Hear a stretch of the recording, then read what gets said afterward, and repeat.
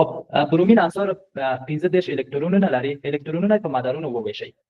اوس راځو د حل څنګه حل کیږي دا موضوع ته راځو. عنصر برومین 35 الکترون داره. ما مدار اول میگیم مدار ک است. لومړی مدار د ک طوری باندې خودل کیږي. مدار اول به ک نشان داده میشه. ک 2 الکترون گنجایش داره. په ک مدار کې 2 الکترون ځایږي. په ال مدار کې 8 الکترون ځایږي. در مدار ال 8 الکترون جابجا میشه. بعد از اون مدار ام است. مدار ام است حساب میکنیم که چند تا توزیع شده. 10 دانه توزیع شده، 18 دانه دیگه باقی مانده. 10 دانه توزیع شده، چقدر دیگه باقی مانده؟ 25 دانه دیگه باقی مانده. لاست دانه توزیع شده او 3 دانه باقی ده، 15 دانه پاتې ده. نو دا مدار ته هم اتل الکترون ورکوي. از کجا فهمیدیم که 18 تا دی میاد؟ به خاطر که 2 n بتوان دوست. مدار ام مدار سوم است. ام دریا مدار ده. نو دلته لیکو 2 ضرب 3 بتوان 2. مدار سوم پس به قسم نوشته میکنیم 2 ضرب 9 مساوی به 18. این مدار 18 الکترون گنجایش داره جا میشه. و مدار بعدی n میگیم. مدار n مجموع الکترون ها را ما حساب میکنیم چند تا توزیع شده. با عمومی جدول الکترون را بیشو ویشل شوی الکترون را جمع کوو. 2 دانه توزیع شده. اینا که جمع کنیم چند میشه؟ 2 جمع 8 جمع 18 28 تا توزیع شده. چند تا مونده؟ 7 دانه دیگه 35. پس این مدار 7 تا میگیره. نو دا مدار و الکترون یکی ضایع کیږي. از این طرف این معلومات اضافی را پاک میکنیم. اگر مدلش هم رسم کنیم چگونه الکترون ها در کجا جابجا شده اینا هم در نظر میگیریم. یک قسمت هسته هست و 4 مدار داره. سلور مدارونه داریم. مدارهایش رسم میکنیم. در هر مدارش چند الکترون وجود داره به او اساس میبینیم. در مدار اولش 2 الکترون داره. 2 الکترون داشته. در مدار دومش چند تا 8 تا.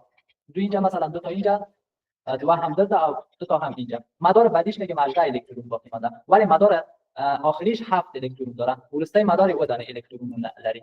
و یک قسم ما میتونیم الکترون ها را در مدارها توزیع کنیم. این بحث روز قبلی ما بود. دا زموږ د پرون درس بحث و چې څنګه کولای شو الکترونونه په مدارونو وویشو. این بحث کما که تمرین کار داره. دا لک تمرین ته اړتیا لري. تاسو بیا هم ځان سره کور کې مختلف مثالونه کار وکړئ. د جدول نه کار واخلئ. از جدول کار بگیرین و عناصر مختلف الکترون هایش توزیع کنین. کم تمرین کار داره. موضوع سخت نیست. کم تمرین کار داره. تمرین ته اړتیا لري. تا که تمرین نکنین یاد نمیگیرین. باز هم در خانه شما تمرین کنین. اگر مشکلتون حل نشد میتونید پرسان کنید. یا هم کور کې تمرین وکړئ که ستونزه مو حل نشد یا پوښتنه کولای شئ. بحث ادامه میدهیم. د خپل درس ته ادامه ورکوو. روز گذشته این مسائل خواندیم و فصل اول مکمل خلاص شد.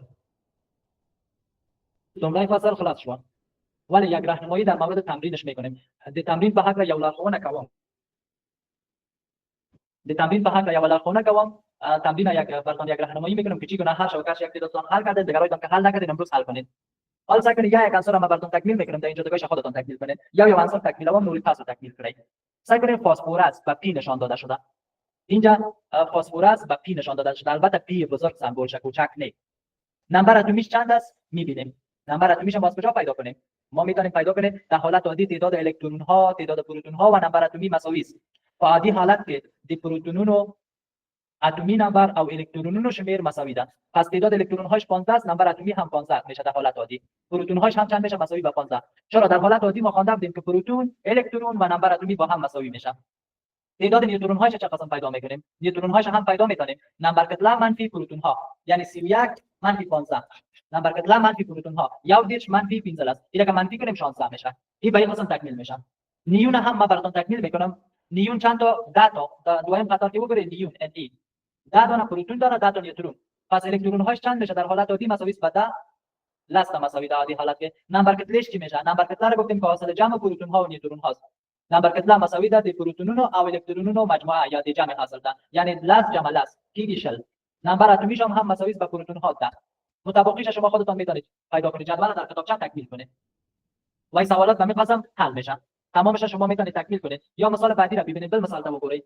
پتاسیم را ببینید. پتاسیم تعداد الکترون هاش چند است؟ پتاسیم تعداد الکترون هاش 19 گفته. نمبر اتمیش 19 گفته. الکترون هاش چگونه پیدا کرده میتونید؟ الکترونونه څنګه پیدا کوو؟ دیگه هم کار کوو. نمبر اتمی مساوی است با تعداد پروتون ها. پس پروتون ها هم 19 او همدارنگه الکترونونه او پروتونونه په عادی حالت کې مساوی دي. تعداد الکترون ها و پروتون ها در حالت عادی مساوی است، پس هم 19 میشن. ولی نیوترون ها چند میشه؟ نمبر اتمی منفی تعداد پروتون ها 39 منفی 19 میشه 20. دا هم خوش یا تکمیل شد. بریلیان هم میبینیم. نمبر اتمیش چند میشه؟ مساوی است با پروتون ها. چند تا پروتون داره؟ 3 دانه پروتون داره. سلور دانه. پس این میشه 4. نمبر اتمیش. نمبر کتلهش خب نو گفتم. تعداد الکترون هاش چند میشه؟ در حالت عادی مساوی میشه یا 4 است. و یک تعداد نیوترون هایش باقی مانده. نیوترون شمیر څنګه کیږي؟ نیوترون شمیر مساوی ده نمبر کتله منفی د پروتونونو شمیر، یعنی 9 منفی 3 9 منفی 4 نمبر کتله منفی تعداد پروتون ها میشه 5. و به همین قسم آلومینیوم ببینید نمبر اتمیش 13 است. نمبر اتمیش که 13 دیگه چی چیزاش 13 است؟ نمبر اتمی 13 است، پروتون هاش 13 است و الکترون هاش هم 13 است. چرا؟ به خاطر که در حالت عادی ما خواندیم که نمبر اتمی تعداد پروتون ها و تعداد الکترون ها در حالت عادی با هم مساوی می باشند. تعداد نیوترون هاش چگونه پیدا میکنیم؟ نیوترون شمیر څنګه پیدا کوو؟ 27 منفی 13 نمبر کتله منفی تعداد پروتون ها 27 منفی 13 میشه 14. این جدول به همین قسم تکمیل میشه. تا جدول به همین طریقه تکمیلیږي. و سوالات بعدی را خودتان میتونید حل کنید که پروتون و نیوترون در کجا قرار دارن. او را خب میفهمید که در هسته قرار داره. پروتون و نیوترون به هسته که موقعیت داری. اتم از چند بخش تشکیل شده؟ 5 بخش، 4 بخش، 3 بخش، 2 بخشی را خواندیم که قسمت مرکزی بود و قسمت مدارها بود. نمبر اتمی مجموعه کدام ذرات میباشه؟ نمبر اتمی همیشه مجموعه پروتون ها میباشه، ولی در حالت عادی باز میشه الکترون ها هم مساوی بشه. این موضوع را هم سوالاتش به این قسم حل میشه. او هم درنگه پروتون ها دارای چارج منفی بوده و به طرف هسته حرکت میکنه. خب بیخی غلط است. چلی باشد یا غین نوشته میکنید. مجموعه پروتون ها و نیوترون های موجود در هسته به نام نمبر کتله یاد میشود. پروتون ها و نیوترون ها نمبر کتله یاد میشود. دست آمده. الکترون ها دارای چارج منفی میباشد. بله. پروتون ها ذرات کوچک است که در هسته موقعیت داشته و دارای چارج مثبت میباشه. این هم کاملا درست است. او هم درنگه رازو نور سوال میده. خب مدل اتمی نظام شمسی را کدام دانشمند پیشنهاد کرد؟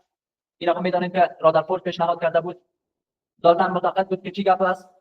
دالتون معتقد بود که کدام موضوع است اینجا گفتم؟ دالتون معتقد بود که اتم غیر قابل تجزیه است. یکش صحیح میاد. و به همین قسم سویه انرژیکی دوم حد اعظم گنجایش چند الکترون داره؟ 8 الکترون گزینه 5 صحیح میاد. ساختمان اتم مدل ساختمان اتم را به مثل یک کشمشدار کدام دانشمند گفته بود؟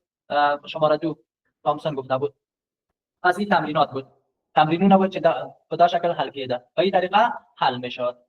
به این طریقه حل میشد و بحث بعدی ما هم میایم در مورد خلاصه فصل دوم. د دویم فصل لنډیز تر ازو چې په لاند ډول دا هم یو مطالعه وکړو چې دویم فصل کې مو کوم موضوعات وایو. در فصل دوم د خلاصهش میایم که به صورت عموم ما کدام مسائل در خلاصه فصل دوم میخوانیم تا یک تصویر کلی از فصل دوم داشته باشیم.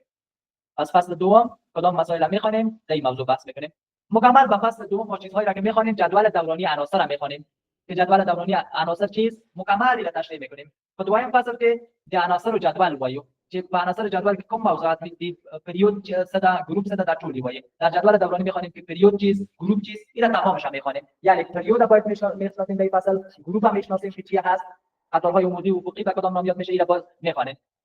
و همچنان عناصر به صورت عموم به چند دسته تقسیم شده است. اینا میخوانیم که به صورت عموم عناصر به 3 دسته تقسیم شده که فلزات، شبه فلزات و غیر فلزات تقسیم شده. نو په دې فصل کې زموږ د جدول په حق لته جدول څه ته وایي، پریود څه ته وایي، ګروپ څه ته وایي، دا ټول په دې فصل کې وایو. او همدارنګه عناصر په څو ډوله ویشل شوي دي هغه هم وایو چې په 3 ډوله ویشل شوي دي. اوسپنې یا فلزات دي، غیر فلزات دي او شبه فلزات یا نیمه فلزات دي چې دا ټول بحثونه په دې فصل کې موږ وایو. نو دا موضوع هم ولوستل. عمومی ډول دویم فصل لنډیز مو هم کار کرد. اوس تاسو کارخانگی صدا کارخانگی تان چی است که شما فصل دوم مکمل یک بار میخوانید، کلمات ناآشنا و کلمات جدیدش یادداشت میگیرید. دویم فصل تاسو مکمل وایي او ناآشنا او نوې کلمې کتابچه کې لیکئ یا عکس تلگرام ته لیکئ. از موږ بحث پای ته ورسیده. درس ما به پایان رسید. تا درس دیگر خداحافظتان.